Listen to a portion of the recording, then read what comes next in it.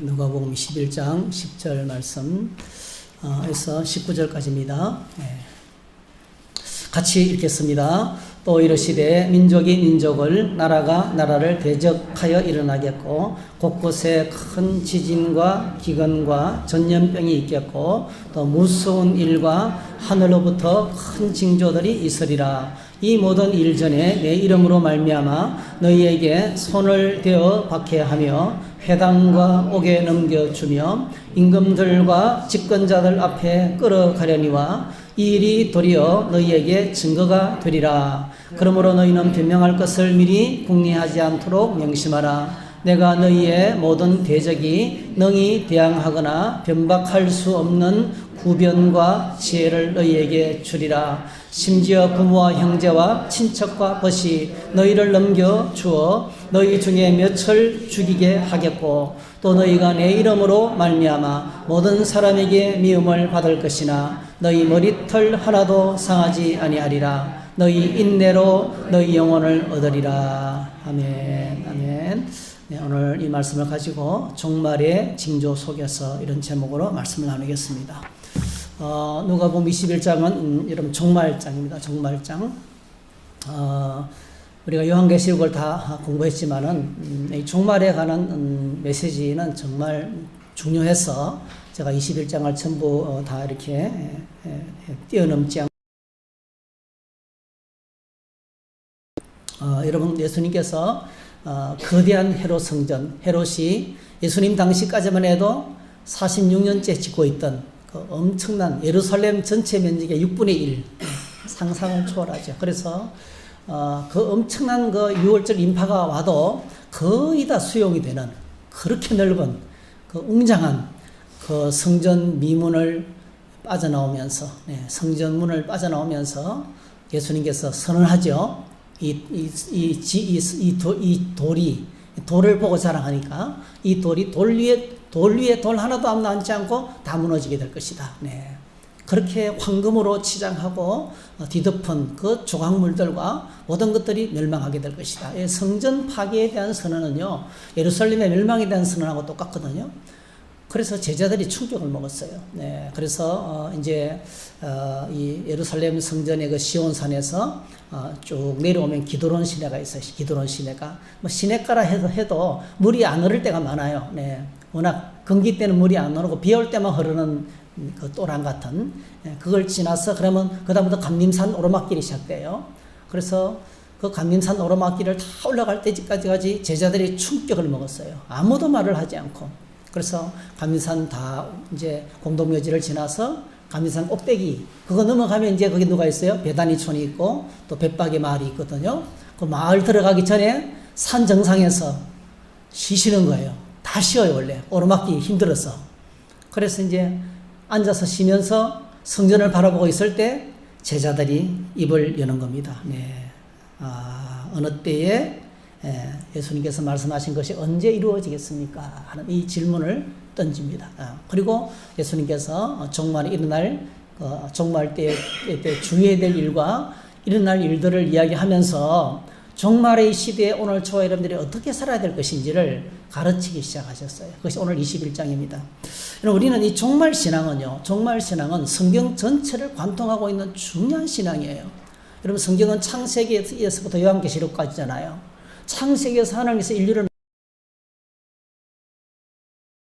위해서 하나님께서 거대한 프로젝트를 세우는데 믿음으로 말미암아 구원받을 수 있는 오직 의인은 믿음으로 말미암아 구원을 받으리라. 어렵담을 얻는 그 일을 위해서 아브라함을 선택하시고 하나님의 사람들을 선택하시고 선지자를 선택하셔서 끝없이 외쳤는데요. 그게 바로 뭐죠? 메시아가 오신다는 거죠. 그래서 예수께서 오셔서 구원하셨어요. 그리고 지금 뭐죠? 구원을 이루시기 위해서 십자가 길을 걸어가고 있어요. 그 주님이 오늘 우리에게 뭐죠? 우리에게 이 심판을 선포하시면서 종말을 선언하고 계신 거예요. 그리고 예수님께서 선포하신 심판이 언제 이루어집니까? 예수님이 다시 오실 그때, 그죠? 예수님 다시 오실 그때에 성취가 되고 역사는 끝이 나는 거예요. 그래서 요한계시록은 심판으로 말미암아 완성되는 하나님 나라, 이 세상의 종말의 이야기를 다루고 있는 것이 요한계시록이에요. 그래서 창세기에서부터 요한계시록까지 관통하고 있는 중요한 큰 주제가 종말입니다, 여러분. 그런데 문제는, 그래서 우리가 우리 안에 이 종말에 대한 생각을 잊어버리면 안 돼요. 여러분, 나의 종말, 개인적인 죽음이죠.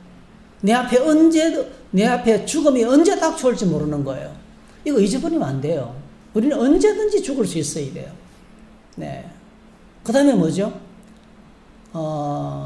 이스라엘 백성들은 예루살렘의 종말을 잊어버리면 안 돼요. 그리고 오늘 우리에게는 뭡니까? 우주적인 종말, 예수님의 재림을 잊어버리면 안 돼요. 주남선 목사님 같은 경우는요, 주님이 내가 자다가 오면 모르니까 저녁마다 하얀 두루마기, 그 사모님이 고생을 엄청 하셨죠. 제가 볼 때는 사모님이 순교적인 삶을 사셨던 것 같아요. 두루마기를 다 입고 자다가도 오면은 벌떡 일어나서 맞이할 준비를 하고 저녁에 잠자리를 잤어요. 그래서 그분이 지은 노래가 주님 고대가 낮에나 밤에나 눈물 머금고 우리 주님 오시기를 기대한다고, 저 산 끝에 구름만 올라와도 주님 오시는가 싶어서 가슴 설레면서 지냈던, 우리가 이제 그분을 가리켜서 살아있는 순교자라 그래요. 살아있는 순교자. 살아있지만은 순교적인 삶을 정말 멋있는 신앙을 가졌던 분이죠. 네, 종말의 신앙을 가졌습니다. 네. 여러분, 헬라 제국의 필립스 대왕이, 알렉산더 아버지죠. 네. 필립스 대왕이 매일 아침에 일어나면 자기 이제 시중드는 종에게 문안 인사를 이렇게 시켰대요. 필립스 대왕이여, 그대는 반드시 죽는다는 것을 기억하시오. 이렇게. 네. 그러니까 철인 황제였어요. 그러니까 죽음에 대해서 매일 생각하면서, 예수님께서도 잔치집에 가는 것보다도 뭐죠? 초상집에 가는 것이 더 유익하다. 잠언에서도 그렇게. 언제든지 내가 세상을 떠날 수 있다는 것을 기억하고 살아가는 사람은 뭐죠? 오늘을 자, 이 예배를 드려도 이것이 내가 마지막 예배가 될 거예요. 말씀을 읽어도 이것이 오늘 내가 마지막 성경 말씀일 수도 있다고. 그러니까 얼마나 간절하게 나에게 주어진 시간을 헛되이 살지 않고 오늘을 멋있게 살아가겠어요. 그게 이제 종말 신앙의 중요한 것입니다. 그래서 예수님께서 감람산 꼭대기에 올라가서 쉬면서 이제 마가복음에 보니까 자세하게 나와 있어요. 예수께서 감람산에서 성전을 마주 대하여 앉으셨을 때에, 아마 그때는 해가 넘어가면서 그 넘어가는 햇살에 그 헤롯 궁전의 그 지붕에 황금이 빛나면서 도시 전체가 붉게 빛나는, 황금으로 빛나는 물드는 그런 상황이었을 거예요. 그때에 베드로와 야고보와 요한과 안드레가 조용히 묻되, 우리에게 이르소서 어느 때에 이런 일이 있겠사오며 이 모든 일이 이루어지려 할 때 무슨 징조가 있사오리까? 이렇게 물었습니다. 그래서 예수님께서 하셨던 말씀, 중요한 말씀이 지난 주일에 종말의 시간에 미혹을 받지 않도록 조심하라. 어떻게 미혹합니까? 미혹하는 자들은 겁을 줍니다. 그렇죠?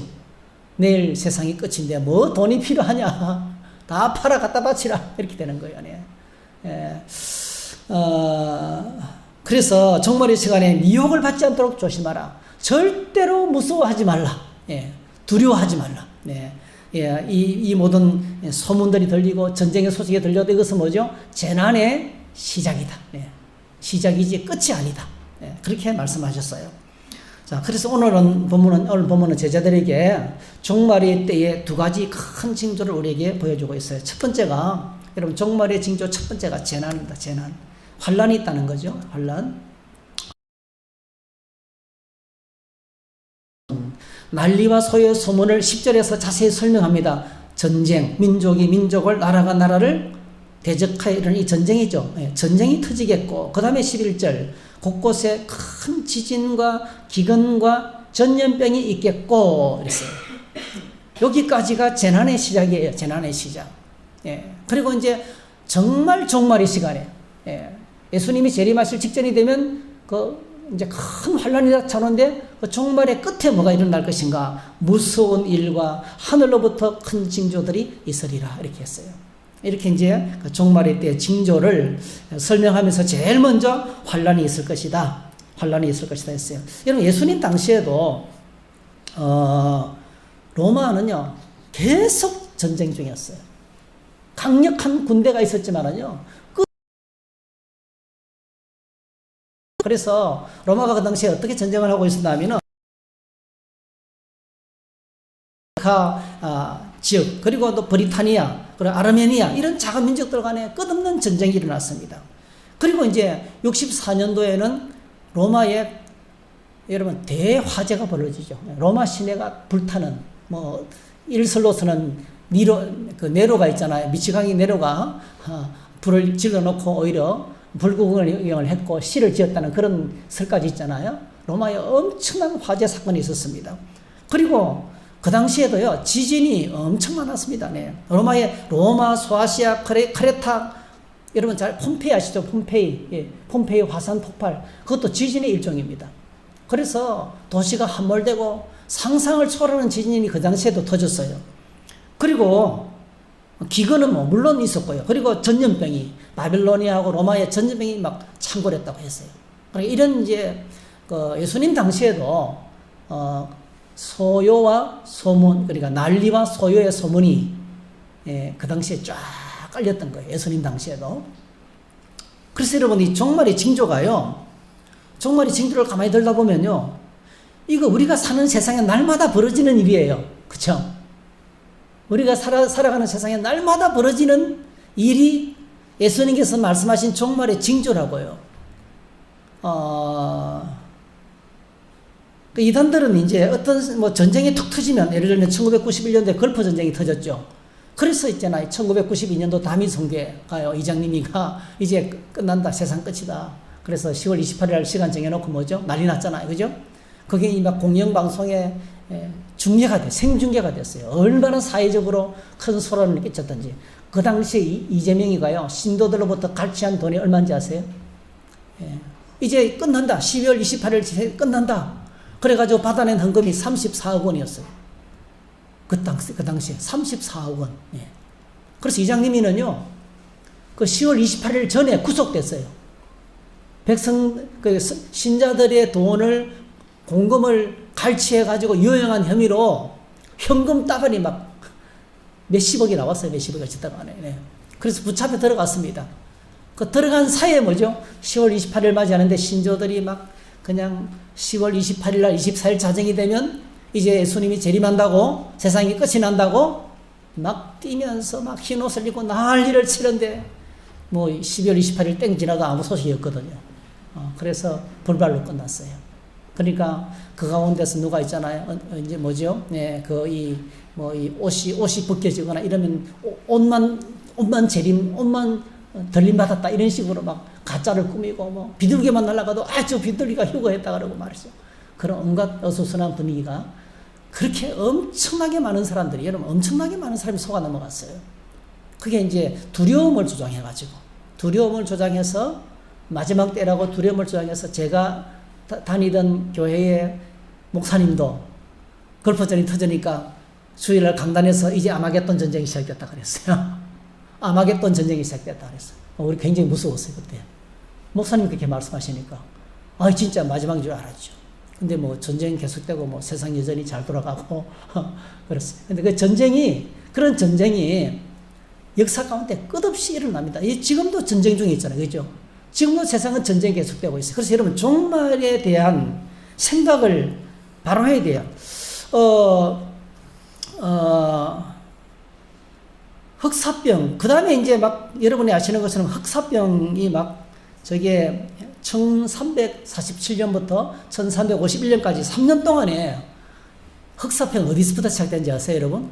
이것도 중국에서 시작됐어요. 중국에서 시작된 호흡기 질환입니다. 네, 그래서 이 폐가 감염이 되고 그러면 막 따끔따끔 아프고 그리고 발열이 되고 그 다음에 이제 몸에 흑점이 생겼어요. 그래서 이제 흑사병이라고 그래요. 이거 걸리면 그 당시에 속수무책이었습니다. 그 당시 이 흑사병으로요 2천만 명이 죽었어요. 2천만 명. 그때는 뭐 과학이 발달하지 않으니까 그냥 이태리 같은 데는 한 가족이 흑사병에 걸리잖아요. 집을 폐쇄해버렸어요. 그래가지고 이태리 같은 경우에는, 가족 전체를 몰살시켜버렸어요. 그냥. 예, 불태워버리고. 집 자체를 폐쇄해버렸습니다. 그러니까 이제 이태리 같은 데는 전체의 15% 정도밖에 감염이 안 됐어요. 너무 강력하게 대응을 하니까. 아무튼, 무섭도록 그 흑사병이 번져갔잖아요.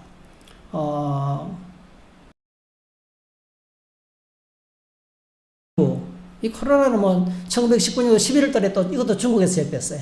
중국에서. 여러분 중국 조심해야 되겠어요. 예, 중국에 여행 가지 마세요.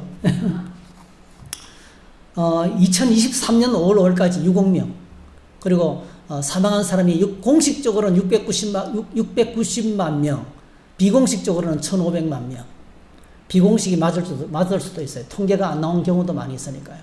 그리고 지금도 2025년 올해도 지금도요. 우리 의사 선생님, 제가 시골 의사 영상을 올렸죠. 네. 할머니들 중에서 지금도 코로나 환자가 많이 생기고 있대요. 그래서 조심을 하셔야 돼요. 정말 마스크 잘 끼시고 다니는 것도 좋습니다. 그래서 예배 시간에 마스크 끼고 오셔도 괜찮아요. 어쨌든 간에 좀 조심을 하고, 코로나는 뭐 이제 여러분 아시는 것처럼 침을, 타액을 통해서 분비되니까 그냥 가벼운 덴탈 마스크만 써도 된대요. 덴탈 마스크만, 편한 마스크만 써도 감염이 예방된대요. 그래서 아무튼 여러분 좀 조심을 했으면 좋겠습니다. 그래서 종말의 징조는요, 역사 가운데 계속되고 있고 예수님 당시부터 지금까지 똑같습니다. 계속 진행 중에 있습니다. 여러분이 아시는가 모르겠는데요. 은혜로 교회 교주 신옥주라는 목사가요, 신도 400명을 데리고 피지 섬으로 강제로 그들을 데려가서 거기서 사람들을 감금하고 약탈하고 노동을 시키고 했던 그런 일이 있었어요. 피지 섬. 예수님이 종말이 아마겟돈 전쟁이 다가와가지고 피지 이제 끝났다. 그래서 피지 섬으로 가자. 왜 피지냐? 피할 피자에다가 땅 짓자는 거예요. 그것이 피난처라는 거예요. 피지는 영어인데 그걸 한글로 한자로 해석해가지고 피할 피자 땅 짓자. 그것이 바로 우리가 가야 될 피난처다. 그래서 400명이 서가 넘어가서 다 재산 팔고 헌납하고 간 거예요. 네. 그래서 여러분 우리가 볼 때는 웃기죠. 근데 여러분 신앙은요 무섭습니다. 이단의 신앙은요, 우리가 볼 때는 웃기는 것처럼 보이지만은요, 미혹당하면 영이 있어요. 영. 미혹하는 영이 우리 뒤집어 씌워버리면 안 보여요. 진리가 안 보이고 판단이 안 됩니다, 여러분. 그거는 사상과도 같아요. 공산주의 사상에 딱 세뇌가 되고 나면요, 정상적인 것이 안 보인다니까요. 그것만 보인다니까요. 그래서 여러분 사상에 오염되거나 이단의 사상, 이단은요, 그 안에 악한 영이 있어요. 그 영이 뒤집어 씌워버려요. 똑똑한 사람이 알아보러 갔다가 다 들으면 다 넘어가요. 네.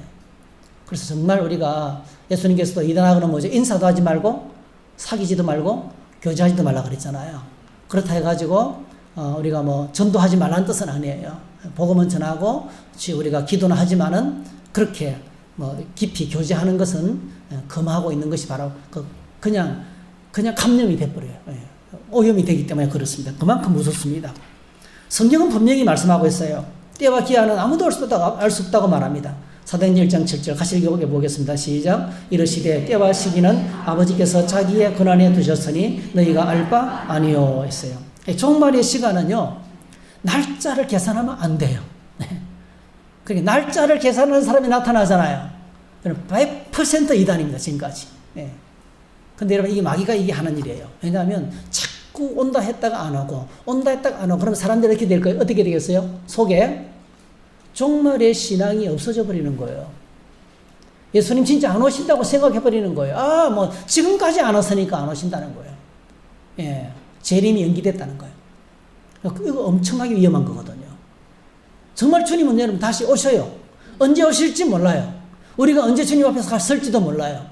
긴장하며 살아야 되고 깨어 있어야 되는데요. 계속 오다가 불발, 온다고 해놓고 불발. 결과적으로 뭡니까? 사람들 속에 안 온다 이제 예수님이 안 오신다는 신앙으로 흘러가 버리는 거예요. 그게 바로 뭐죠? 그 종말 신앙이 사라지고 나면 우리 신앙은 세속화돼요. 세속화돼 버리고 무기력하게 되고 힘을 잃어버리게 된다는 것입니다. 그래서 여러분 종말은요, 우리 개혁주의 신학에서는 종말은 예수님의 초림부터 재림까지. 예수님이 언제 오셨습니까? 말세에. 이 마지막, 이 시대의 마지막에 하나님께서 그 아들을 보내셨거든요. 말세의 이 마지막 시대에 하나님께서 마지막으로 선지자를 보내다가 안 되니까 하나님께서 그 아들을 보내셨던, 맨 마지막에 보낸 메시아가 바로 아들이십니다. 그래서 예수님이 언제 오셨어요? 말세에 오신 거예요. 그래서 이 말세의 종말은요, 예수님의 초림에서부터 시작되었습니다. 그리고 뭐죠? 언제 완성이 돼요? 재림으로 끝이 나는 거예요. 그 사이에 저희들은 긴장하면서, 그러니까 계산하면 안 돼요. 날짜를 계산하면 안 돼요. 날짜를 계산하는 대신 뭐 해야 됩니까? 오늘 세상을 바라보면서 종말의 증거를 보면서, 야, 내가 지금 종말에 살고 있구나. 이거 되게 중요합니다. 오늘 내가 지금 종말에 살고 있구나. 우리 시대가 종말의 시대구나. 이 시대가 언제 끝날지 모르는데 어떻게 살아야 되겠어요? 예수님의 정인으로, 천국 백성으로 거룩하고 정의롭게 오늘 내가 감당해야 될 사명을 잘 감당하면서, 그렇게 언제 주님이 오시든지, 언제 주님이 나를 찾아와도 맞이할 준비를 하면서 그렇게 오늘을 살아가야 된다는 거예요. 그래서 오늘 우리에게 정말 중요한 것은, 여러분 따라하실까요? 날짜를 계산하지 말고 정인으로 살아라. 네. 그래서 오늘 본문에 예수님께서 그 사실을 말씀하고 계시는 거예요. 오늘 예수님께서 그 사실을 계속해서 정인으로 살아라 이야기하는 겁니다. 그래서 예수님의 오심은 예수님의 오심으로 종말이 시작이 되었고, 또 환난과 재난의 소문을 통해서 이게 이제 재난이 시작이 됐는데요. 그 재난의 끝은 뭐죠? 끝은 예수님의 재림으로 이루어지는데, 그게 바로 11절 후반에 무서운 일과 하늘로부터 큰 징조가 있는 거죠. 무서운 일과 하늘로부터 큰 징조가 있는데, 이 누가복음 21장 조금 더 진행하면 다음 주에 공부할 부분인데, 자, 21장 25절에 이렇게 소개하고 있어요. 마지막 종말의 때에 나타나는 징조가 있다는 거예요.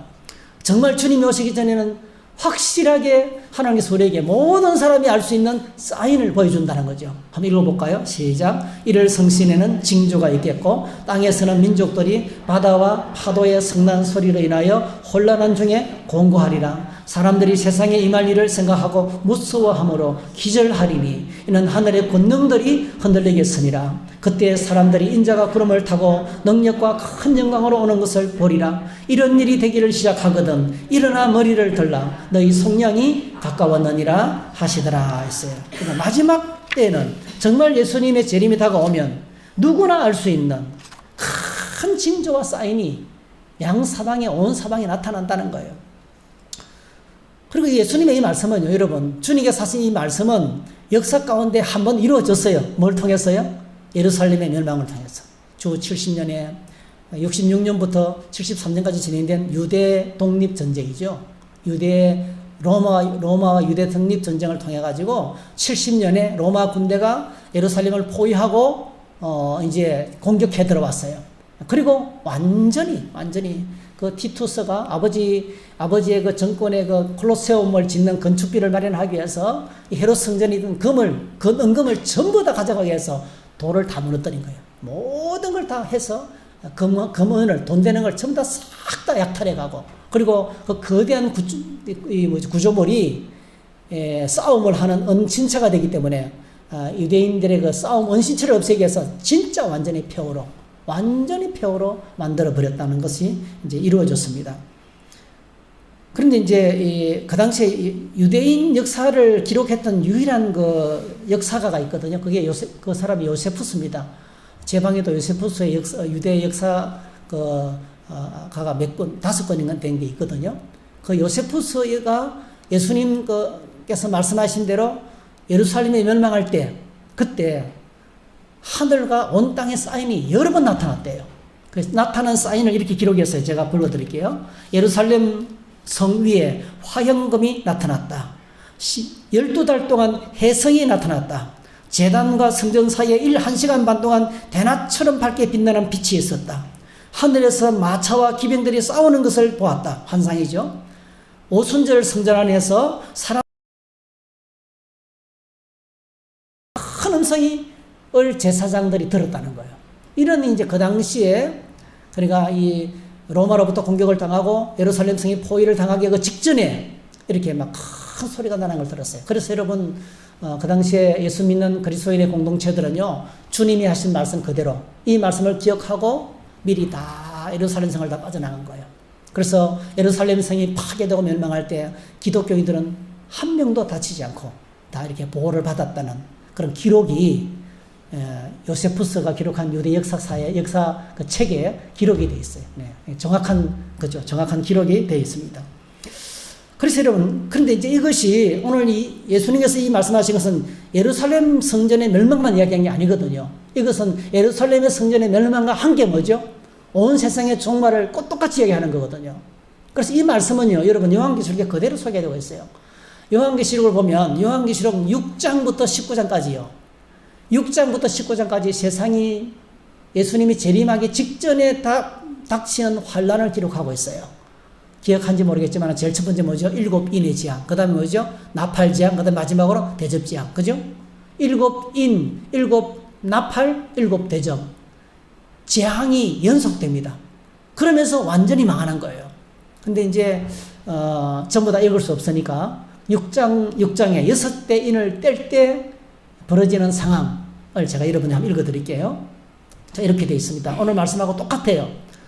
요한계시록 6장 12절 같이 한번 읽어볼까요? 시작. 내가 보니 6째 인을 떼실 때에 큰 지진이 나며 해가 검은 털로 짠 상복같이 검어지고 달은 온통 피같이 되며 하늘의 별들이 무화과 나무가 대풍에 흔들려 설익은 열매가 떨어지는 것 같이 땅에 떨어지며 하늘은 두루마리가 말리는 것 같이 떠나가고 각 산과 섬이 제자리에서 옮겨지며 땅의 임금들과 왕족들과 장군들과 부자들과 강한 자들과 모든 종과 자유인이 굴과 산들의 바위 틈에 숨어 산들과 바위에게 말하되 우리 위에 떨어져 보좌에 앉으신 이의 얼굴에서와 그 어린 양의 진노에서 우리를 가리라. 그들의 진노의 큰 날이 이르렀으니 누가 능히 서리요 하더라.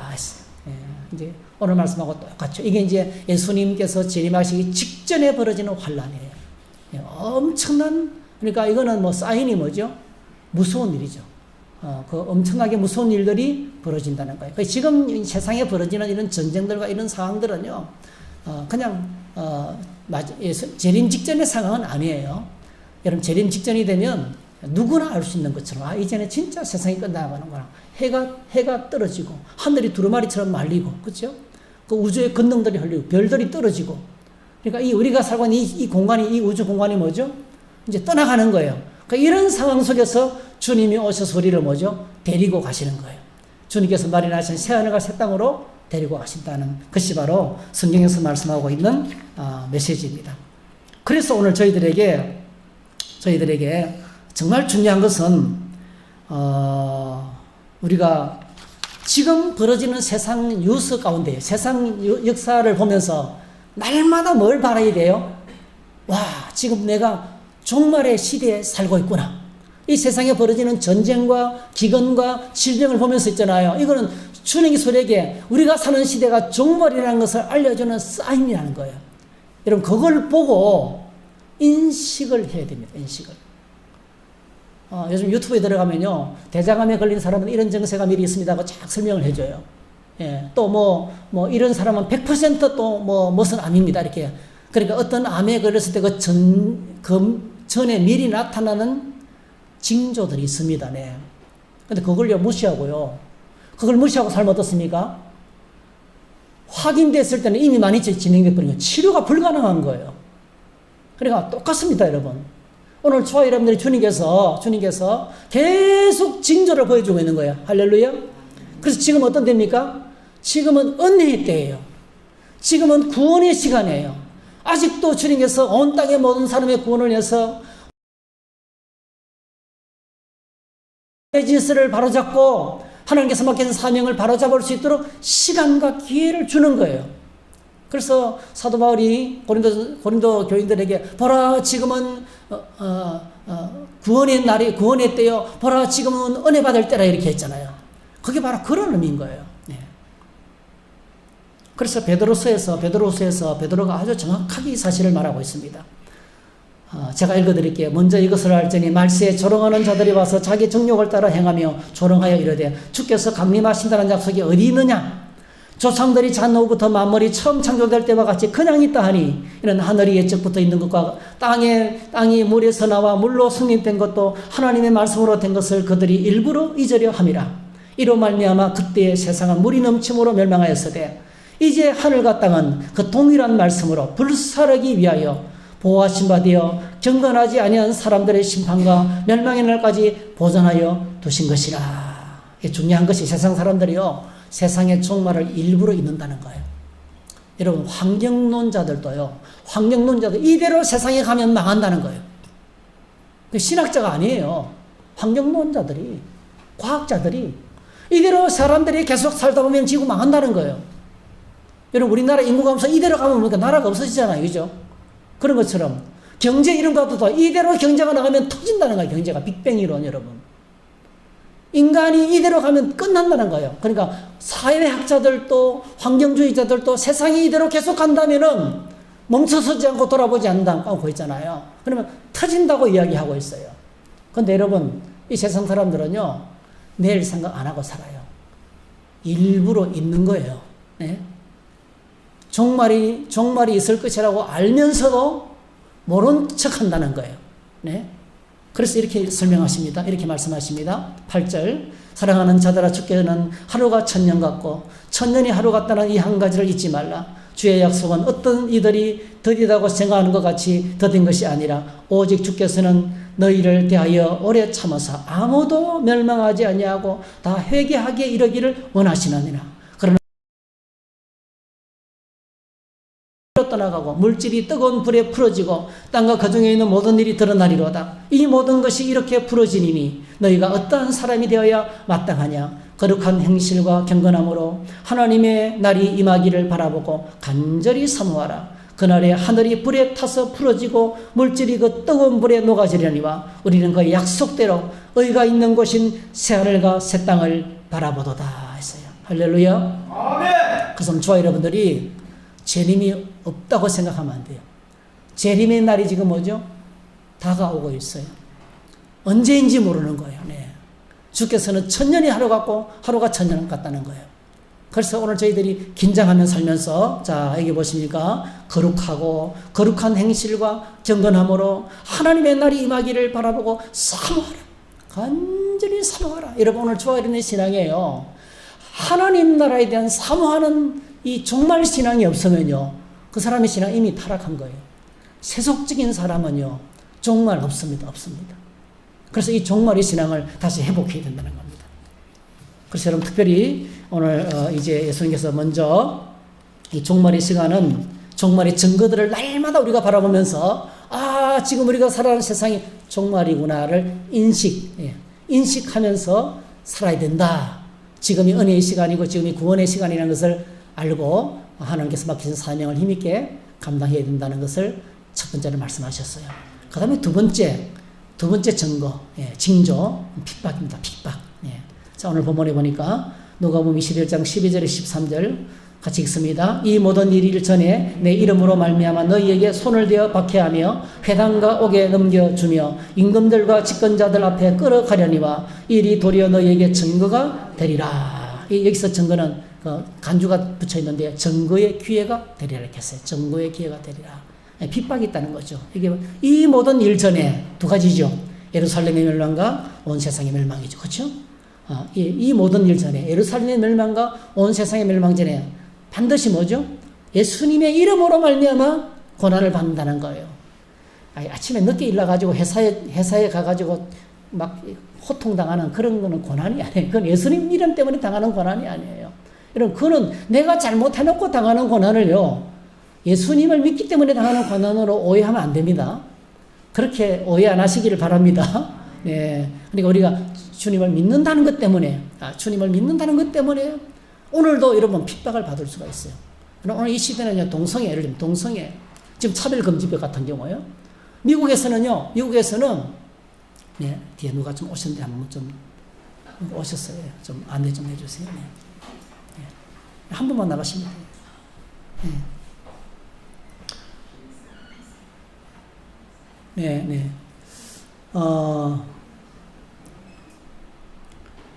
오늘 이 시대는요, 이런 핍박이 없는 것처럼 보이지만은요, 미국 같은 데는 목사가,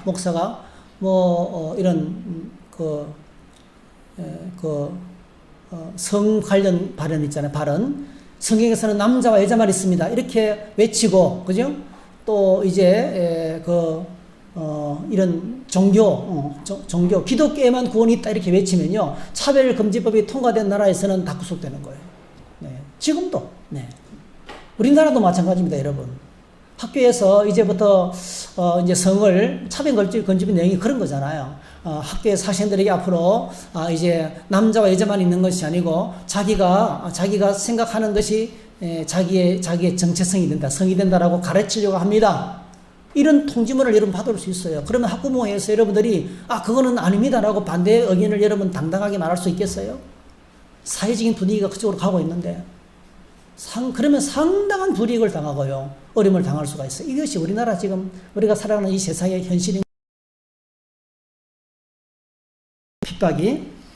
성경을 보면 여기 오늘 본문에 보니까 이제 박해를 당하고 감옥에 끌려가고 임금들 앞에 서게 되고 그렇게 될 것이라, 끌려가게 될 것이라 말하고 있어요. 이거는 이미 여러분 사도행전에 보니까 베드로와 요한이 회당에 잡혀가서 공회 앞에 서게 되고, 그리고 뭐죠? 4장에 보니까 채찍질을 당하고 5장에 보니까 서대반 지사와 야고보 사도가 순교하잖아요. 예? 순교를 당하고, 그리고 사울을 통해서 엄청나게 많은 기독교인들이 이제 죽임을 당하고 감금 거예요. 예수님께서 먼저 박해를 받으신 거죠. 예수님께서 그렇게 끌려가시고 채찍질 당하시고 조롱당하시고 십자가의 죽임을 당하시고 예수님께서 먼저 당하신 거거든요. 그래서 예수님께서 이제 이렇게 말씀하셔서, 예수님께서 제자들에게 내가 박해를 받았기 때문에 너희들도 내 이름으로 박해를 받을 것이라 말씀하셨어요. 요한복음 15장 20절 읽어보겠습니다. 내가 너희에게 종이 주인보다 더 크지 못하다 한 말을 기억하라. 사람들이 나를 박해하였은즉 너희도 박해할 것이요 내 말을 지켰은즉 너희 말도 지킬 것이라 했어요. 그리고 요한 1서 3장 13절에 시작. 형제들아, 세상이 너를 미워해도 이상히 여기지 말라. 이 세상은요, 하나님을 믿지 않는 세상은 하나님을 대적하며 삽니다. 항상 거역합니다. 가치관 자체가 거역하는 거예요. 극단적인 이기주의입니다. 네. 극단적인 이기주의. 네. 그래서 이 속에 우리가 살잖아요. 반드시 미움을 받는 거예요. 내가 적극적으로 말씀대로 살면 반드시 핍박을 받게 돼 있어요. 네. 네. 이것이 이제 우리가 이 세상 속에서 핍박을 받을 수밖에 없는 이유입니다. 그 예수님의 이름으로 박해를 받는 거예요. 그래서 여러분, 이 종말의 시간은 박해의 시간입니다. 종말의 시간은 박해의 시간입니다. 이 박해가 일상화되어 있는 거예요. 우리 교회 역사를 보면요, 순교의 피로 쓰여졌어요. 엄청나게 많은 사람들이 신앙 때문에 죽었습니다.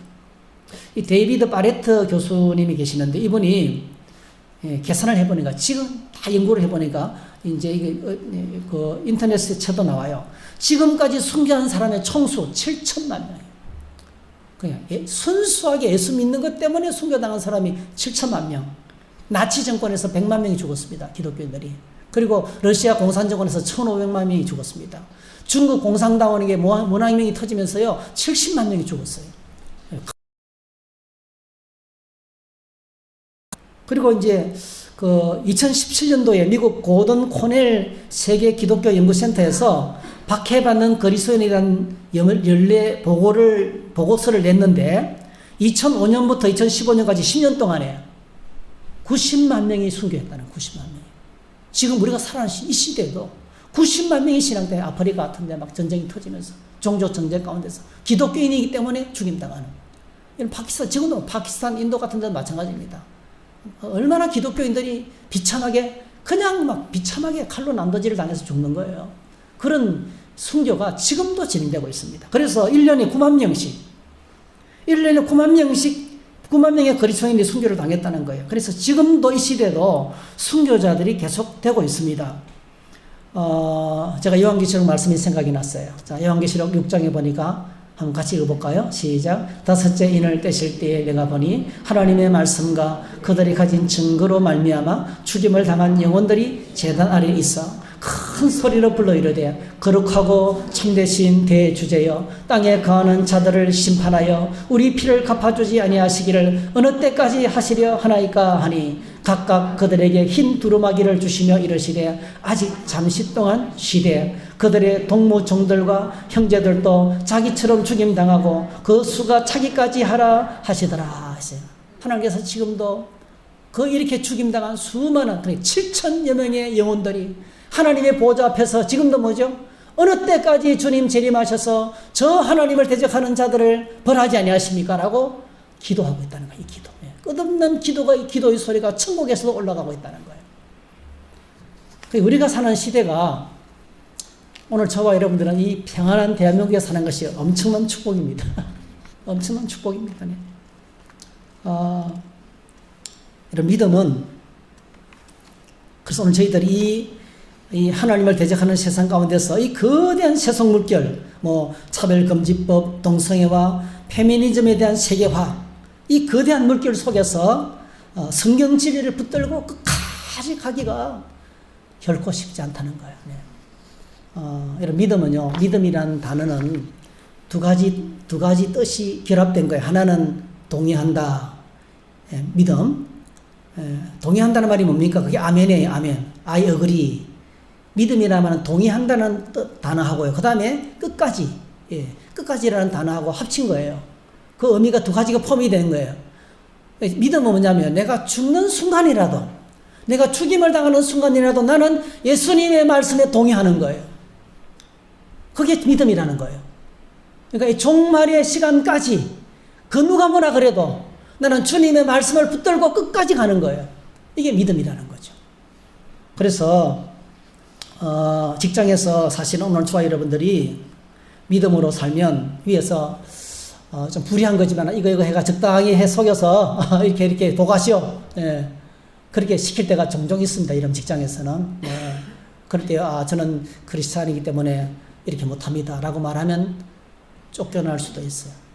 지금도 저희들이 정직하게 믿음으로 살면 쫓겨당할 수 있고 왕따 당할 수 있고 이런저런 그 사회 속에서 공동체 안에서 미움을 받을 수도 있습니다. 지금도.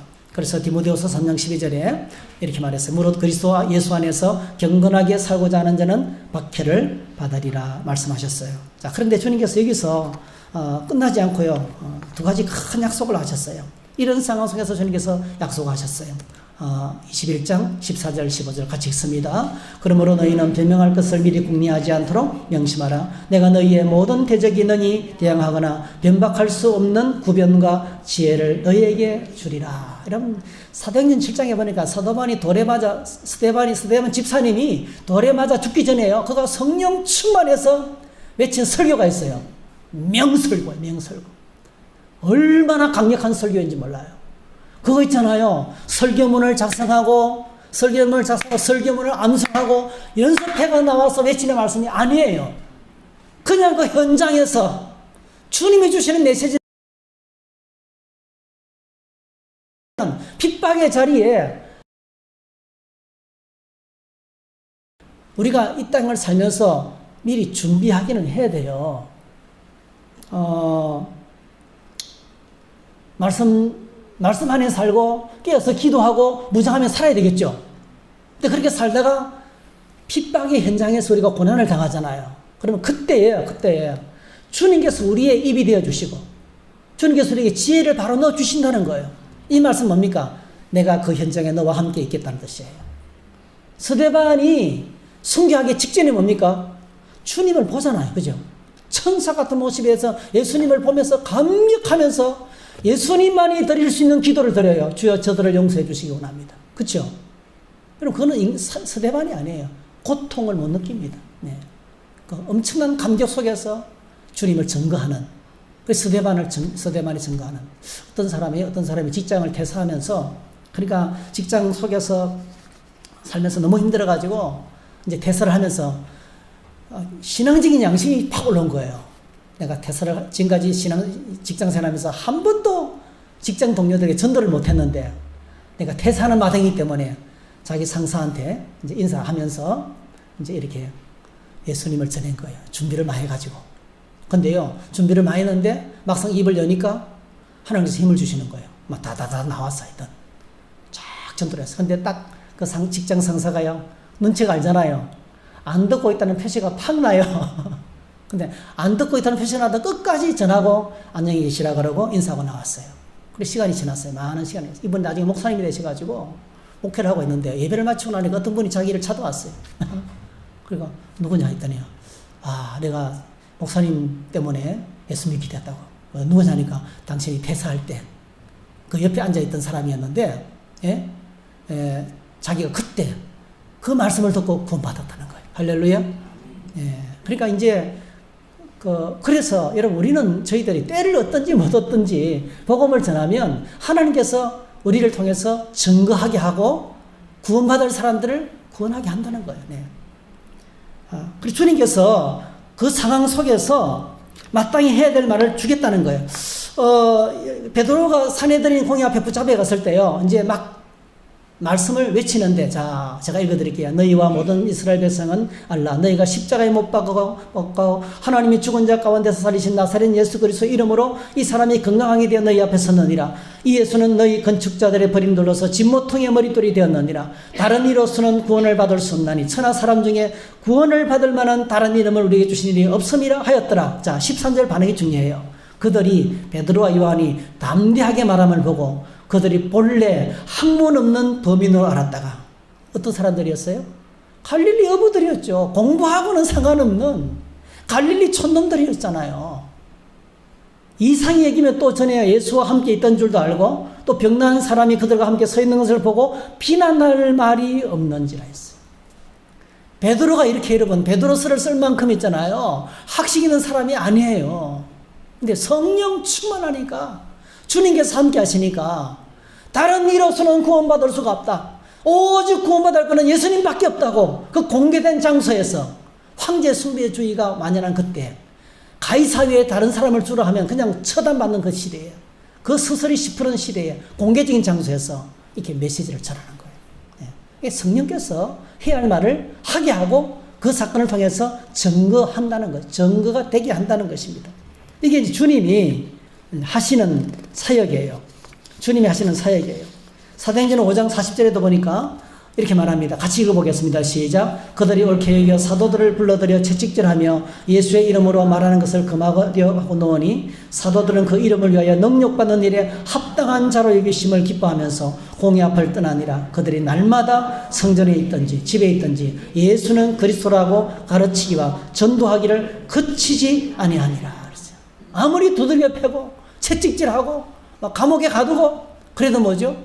계속했어. 여러분, 오늘 본문의 이 말씀이 참 중요해요. 한번 따라 하실까요? 예수는 그리스도라고 가르치기와 전도하기를 그치지 아니하니라. 이것이 저와 여러분의 일이 되기를 축복합니다. 제가 늘 강조하는 거, 여러분 예배는 습관이 돼야 돼요. 전도도 습관이 돼야 돼요. 어쩌다 한 번씩 하면 안 돼요. 기도도 습관이 돼야 됩니다. 어쩌다 한 번씩 하는 게 여러분, 기도, 신앙생활은 이벤트가 아닙니다, 여러분. 불교 믿는 사람들은 이벤트로 신앙생활 하는 거예요. 4월 초파일만 가서 등을 달아도 불교 신자예요. 근데 여러분, 기독교의 신앙은요, 우리 삶이 돼야 돼요. 그리스도라고 가르치기와 전도하기를 그치지 아니하니라. 이 삶이에요, 삶. 우리의 삶의 전 영역이 늘 가는 곳마다, 시간 날 때마다, 상황 될 때마다, 때를 얻든지 못 얻든지 주님을 증거하는. 그러니까 여러분, 전도도 습관이 돼야 되고, 다 믿지 않는 사람들의 영혼을 품고 기도하는 것이 습관이 돼야 돼요. 오늘 저와 여러분들의 믿음이 이렇게 예배와 기도와 전도와 말씀 묵상, 이 모든 것이 주님이 가졌던 아름다운 습관처럼 그렇게 삶이 되시고 습관이 되시기를 축복합니다. 예. 이게 이제 제자들의 그 베드로의 모습입니다. 그래서 박해 속에 기쁨이 충만했습니다. 근데 나중에 베드로가요, 이런 편지를 써요. 이런 편지를. 너희 마음에 그리스도를 주로 삼아 거룩하게 하고 너희 속에 있는 소망에 관한 이유를 묻는 자에게 대답할 것을 항상 준비하되 온유와 두려움으로 하라. 예수님은 준비하지 말라. 그죠? 예수님은 준비하지 말라. 베드로는 준비해라. 모순이 아니고요. 이렇게 준비하며 살다가 핍박을 만나면, 핍박을 당하면 그 당시에 걱정하지 말고 염려하지 말고 성령께서 주시는 메시지를 외치라는 거예요. 그걸 우리에게 주시는 말씀입니다. 그 다음 두 번째 약속은요.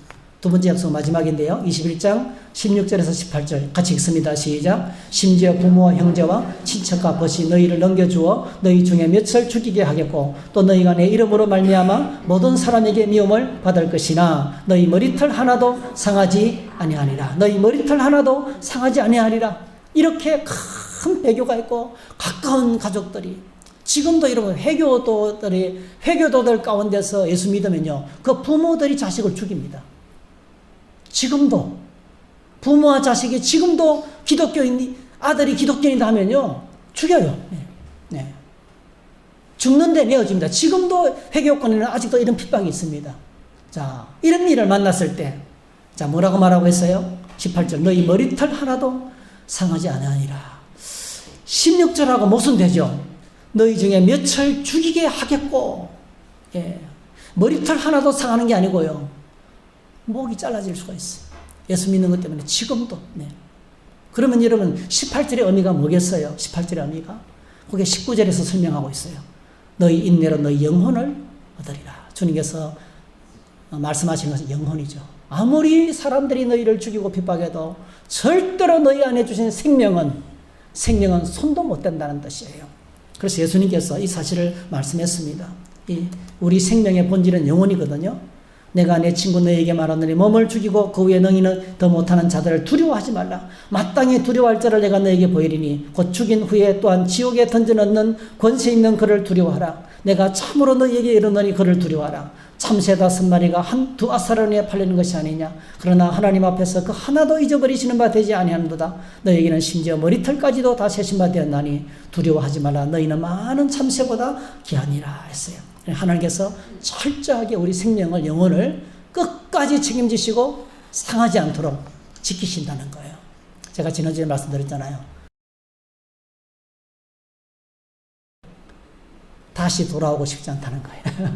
여러분 몸을 떠나서 영혼이 하나님 나라에 가면 다시 돌아오고 싶지 않아요. 거기 너무 좋기 때문에 그 영혼이 우리가 영원히 살 우리 영혼이 하나님께서 끝까지 지키신다는 거예요. 머리털은 하나 상하지 않도록 지켜주시겠다고 약속을 하고 있습니다. 그래서 우리를 그 어떤 문제가 있어도 하나님의 사랑에서 끊을 수 없다는 뜻입니다. 사도 바울이 그래서 외쳤죠. 우리 한번 다 같이 크게 한번 읽어보십시다. 시작. 내가 확신하노니 사망이나 생명이나 천사들이나 권세자들이나 현재일이나 장래일이나 능력이나 높음이나 깊음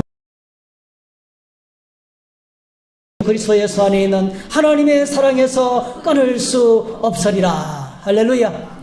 하나님의 사랑의 보안에서 끊을 수 있는 것은 없다는 거예요. 그 어떤 권력이라도 그 어떤 파워랄지라도 그 어떤 강력한 무기라 할지라도 우리를 하나님의 사랑에서 끊을 수 없다는 것입니다. 하나님의 보호가 철저하게 계속된다는 겁니다. 그러므로 오늘 저와 여러분들이 이 환난의 시대에 시험과 시련의 시간에 믿음으로 주님께서 나와 함께 하심을 확신하면서 인내해야 됩니다. 인내해야 됩니다. 누가복음 21장 19절 너희 인내로 너희 영혼을 얻으리라. 인내라는 거예요. 여러분 인내하시기를 축복합니다. 인내가 뭡니까? 요한계시록 14장 12절 성도들의 인내가 여기 있나니 그들은 하나님의 계명과 예수에 대한 믿음을 지키는 자니라. 끝까지 죽음의 순간까지도 예수님의 말씀을 붙들고 동의하는 거예요. 포기하지 않는 것입니다. 베드로전서 1장 9절 믿음의 결국 곧 영혼의 구원을 받음이라 그랬어요. 그래서 여러분 우리가 참 놀라운 것은 핍박을 통과하면 우리가 고통을 당하고 힘들지만은 거기서 한 가지가 확인돼요. 그게 뭔가 내 영혼이 구원받는다는 것이 확인되는 거예요. 아, 나는 정말 구원받는구나 걸 확인되는 것이 핍박의 시간에 확인됩니다. 여러분 어려움을 통과하면서 내 믿음이 확인돼요. 할렐루야. 그래서 야고보서는 여러 가지 시험을 만나거든 기뻐하라 했어요. 기뻐하라 했어요.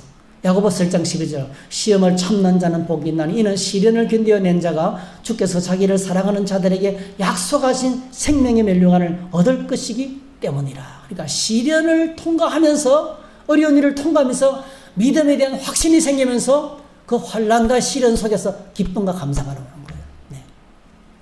사랑하는 성도 여러분, 오늘 저와 여러분들이 이제 우리가 살아가는 세상은 정말 환난과 핍박이 많은 곳입니다. 적극적으로 믿음으로 살아내면 세상에 줄 수 없는 하늘의 기쁨을 누리게 되고 진정한 감사 소망이 넘치게 될 줄 믿습니다. 모든 상황 속에서 날마다 보여지는 이 종말의 징조를 바라보면서 이걸 인식하면서 이 종말의 때에 주님께서 내게 맡기신 그 사명 매일매일 감당하는 하루가 마지막인 것처럼 그렇게 멋있게 살아가는 저와 여러분 되시기를 주의 이름으로 축복합니다. 할렐루야. 우리 힘차게 한번 찬양하십시다. 180장.